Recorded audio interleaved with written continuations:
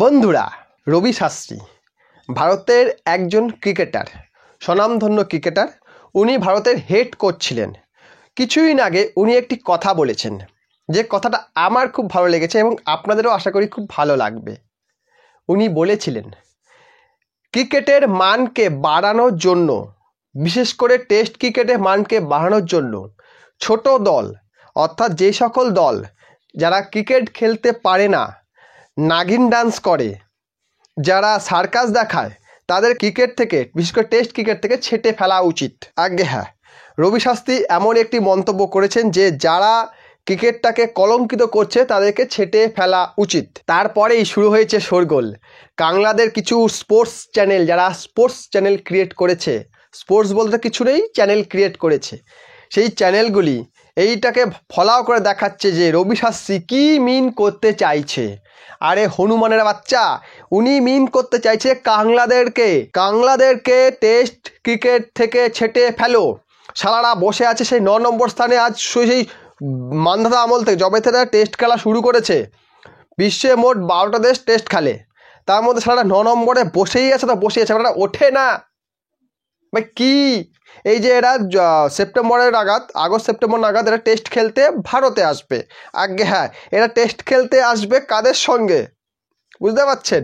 এরা মাছি হয়ে লড়াই করতে আসবে, বুঝতে পারছেন তো? এই নেংটি ইঁদুরগুলো, মাছিগুলো যাই বলুন, এই নেংটি ইঁদুরগুলোকে ছেঁটে ফেলা কথাই রবি শাস্ত্রী বলছেন। কারণ টেস্ট ক্রিকেটে এদের ইমপ্রুভমেন্ট নেই। এদের দেশে কোনো ভালো ক্রিকেটার তৈরি হচ্ছে না। এদের দেশে ক্রিকেট মানেই সার্কাস, এদের দেশে ক্রিকেট মানেই অসভ্যতা। মানে কী বলবো ভাই, এদেরকে বলে বলে আমি হাঁপিয়ে গেছি। আমার বহু ভিউয়ার্স আছে যারা একটা কথাই বারবার আমাকে সাজেস্ট করে যে এদের জন্য ভিডিও বানিয়ে কেন আপনি যে সময় নষ্ট করছেন? আপনার কি খেয়ে দেয়ে কাজ নেই? আমার খেয়ে দেয়ে কাজ নেই, তাই আমি ভিডিও বানাই, তা আবার কাংলুদের নিয়ে ভিডিও বানাই। ইয়েস, আমি কাংলুদের নিয়ে ভিডিও বানাই, কারণ কাংলারা হচ্ছে আমার, কি বলবো, হাগার সমান, মানে পায়খানা করি সেই পায়খানার সমান। ওই কারণে এদের নিয়ে ভিডিও বানাই। পায়খানা না করলে নয়, পায়খানা করতেই হবে। আর এদের সম্বন্ধে ভিডিও না বানালেই নয়, কারণ ভিডিও বানাতেই হবে। এদের এই কীর্তি দেখে আমার মাথা ঠিক রাখতে পারি না। এদের কীর্তিকলাপগুলো দেখে মাথা। রবি শাস্ত্রী বলছে যে ছোট দলকে বাদ দিতে হবে, তো ছোট দলকে তো বাদ দিতেই হবে, না বলার কি আছে?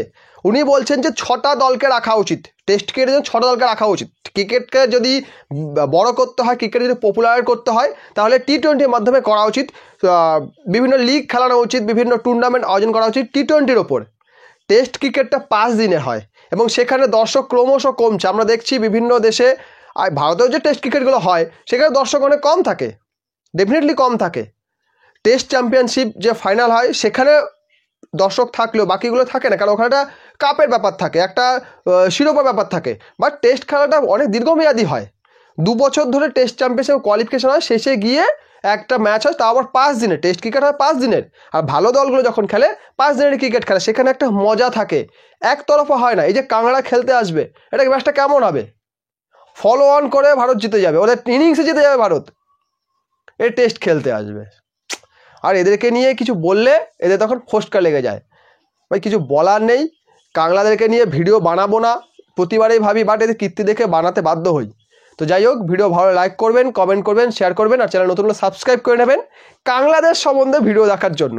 আপনি যদি কাংলুদের কাংলাগিরি দেখতে চান তাহলে আমার চ্যানেলটি সাবস্ক্রাইব করে নিন, কারণ কাংলাদের কাংলুগিরি আপনি দেখতেই পাবেন। এরা প্রতি মাসে কোনো একটা খেলা থেকে আছেই, এবং প্রতিটা ম্যাচেই, প্রতিটা খেলায় এরা সার্কাস দেখাবেই। সে জিম্বাবুয়ের সঙ্গে হলো দেখাবে, পাকিস্তানের সঙ্গে দেখাবে, ভারতের সঙ্গে হলো দেখাবে, যার সঙ্গে থাকবে তার সঙ্গে দেখাবে। এরা দেখাবে, শ্রীলঙ্কার সঙ্গেও দেখাবে। ঠিক আছে? তো কাংলাদের যদি সার্কাস দেখতে চান চ্যানেলটিকে সাবস্ক্রাইব করে নিন। ভিডিও দেখার জন্য অসংখ্য ধন্যবাদ।